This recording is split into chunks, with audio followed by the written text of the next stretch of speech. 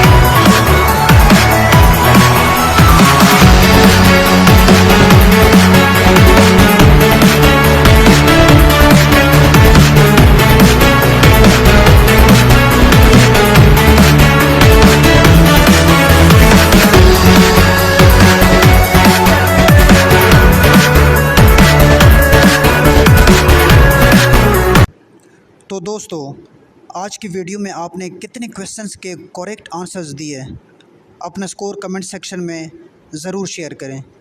अगर वीडियो पसंद आई हो तो लाइक करें, शेयर करें और चैनल क्विज़ कॉर्नर को सब्सक्राइब करना बिल्कुल ना भूलिए। अल्लाह हाफ़िज़। मिलते हैं नेक्स्ट इंटरेस्टिंग क्विज़ वीडियो में।